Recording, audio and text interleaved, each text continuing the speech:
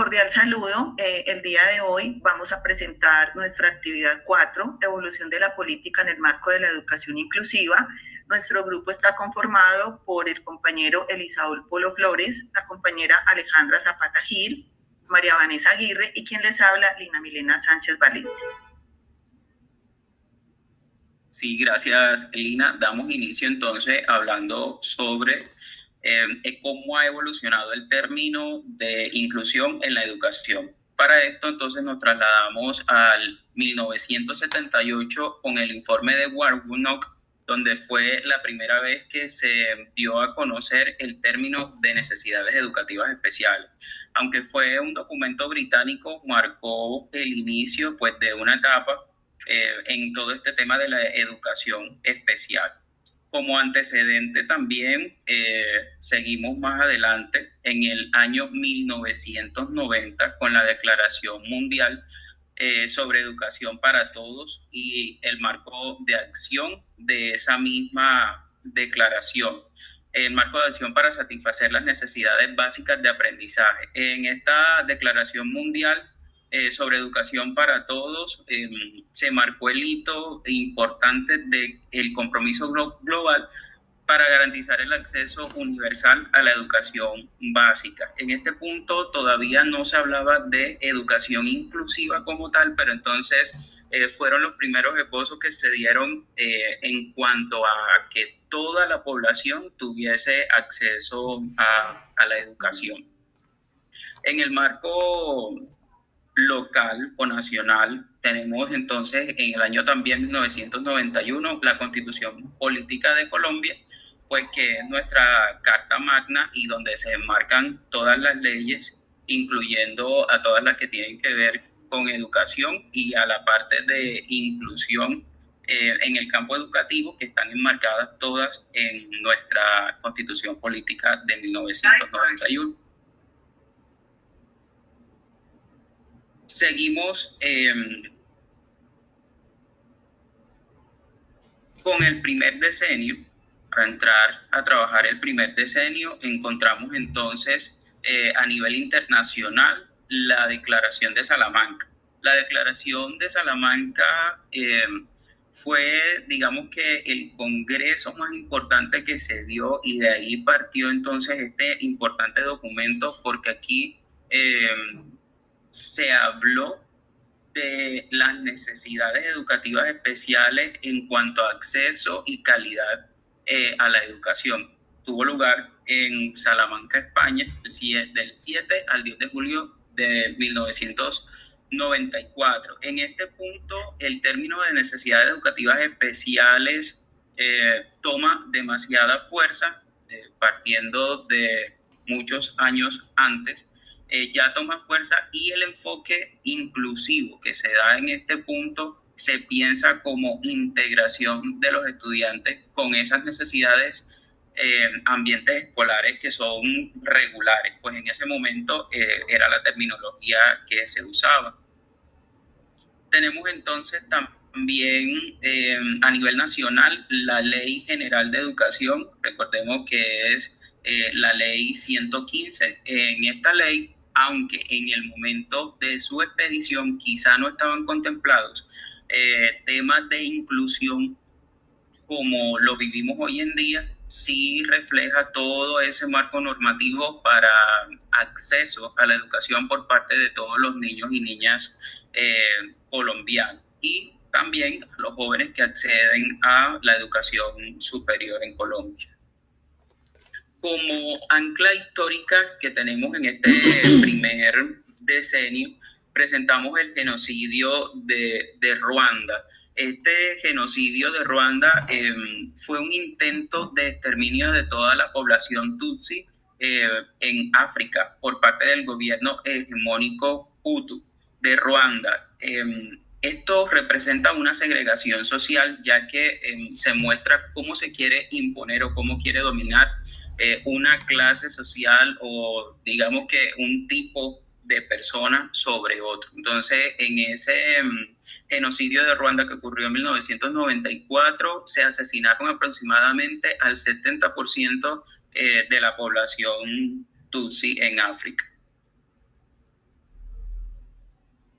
Siguiendo con nuestra línea de tiempo en este primer decenio, tenemos entonces, encontramos a nivel nacional el decreto 2082 de 1996, donde entonces aquí en Colombia es donde se adopta el término necesidades educativas especiales, teniendo en cuenta aquellas personas que presentan limitaciones o capacidades excepcionales.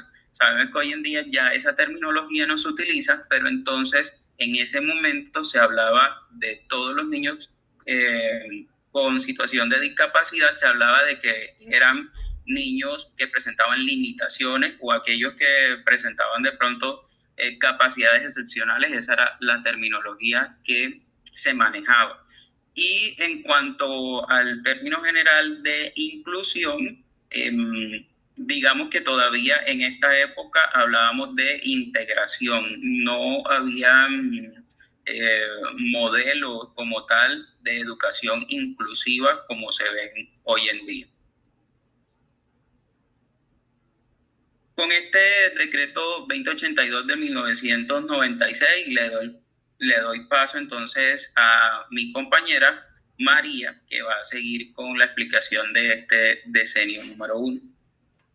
Alejandra, María, sí, le toca la tercera parte.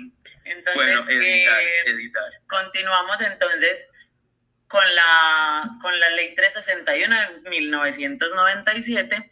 En esta ley se sigue utilizando el término de limitaciones, pero busca que se integren a la sociedad las personas que presentan limitaciones, especialmente limitaciones físicas o movilidad reducida.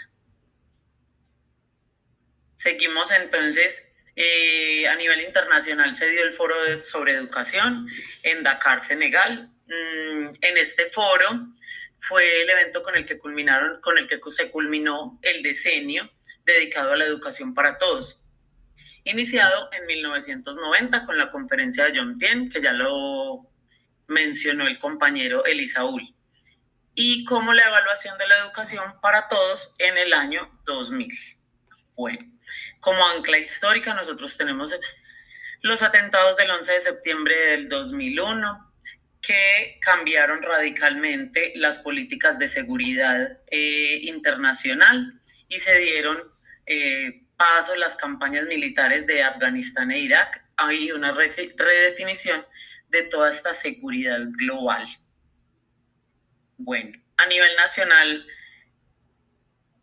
se dio la resolución 2565 en el 2003, por la cual se establecen parámetros y criterios para la prestación del servicio educativo.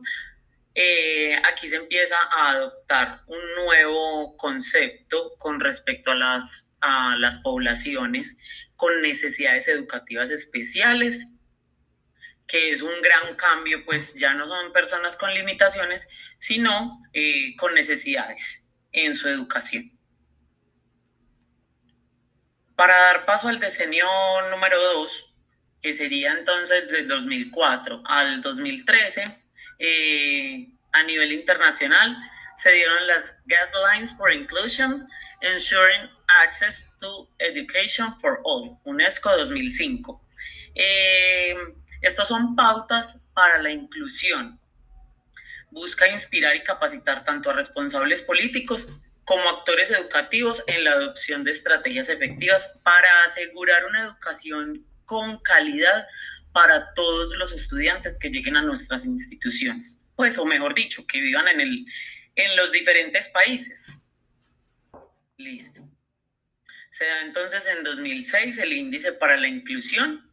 Aquí se adopta el término de barreras para el aprendizaje, sustituyendo el de necesidades educativas especiales. La propuesta, aunque se hizo desde el año 2002, apenas se adopta en el año 2006.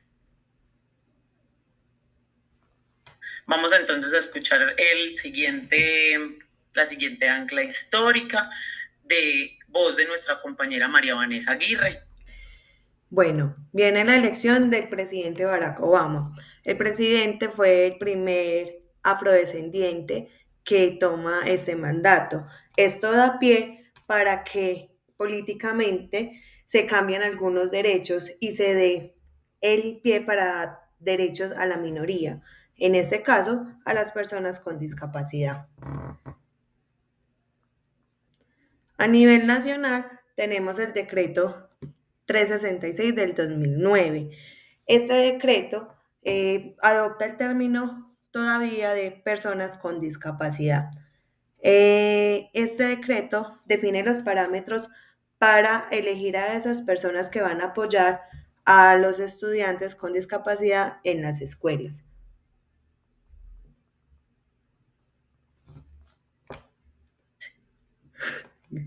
También tenemos la Ley 1346 del 2009. Esta ley se basa en lo establecido por las Naciones Unidas en el 2006. Consiste en garantizar la protección y los derechos con personas con discapacidad a nivel social y a nivel educativo.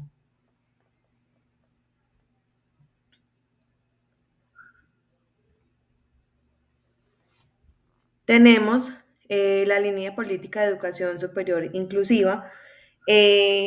Esta se basa principalmente en lo constituido por la Constitución Política de 1991, en donde se debe reconocer los derechos y garantizar la protección especial a esos grupos poblacionales. Y cuando hablamos de grupos poblacionales, incluimos allí a la población con discapacidad.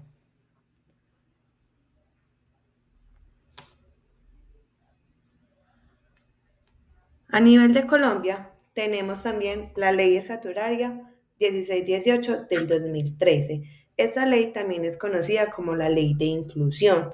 Se basa principalmente en los derechos establecidos por la ONU en el 2011, en donde el gobierno debe garantizar, tanto a nivel social como a nivel educativo, los derechos a esas personas con discapacidad.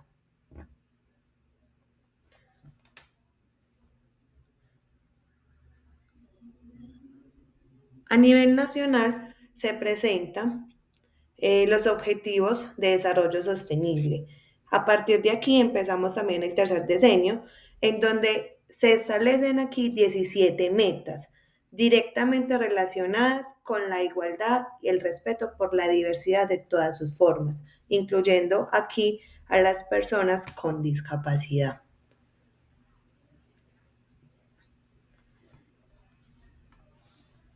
Y por último, tenemos la guía para asegurar la inclusión y la equidad de la educación. En esta guía se habla de la accesibilidad para todos, habla de la equidad educativa, buscando eliminar las barreras y las desigualdades en el acceso y la calidad de la enseñanza. Vamos ahora a dar paso a nuestra compañera Lina.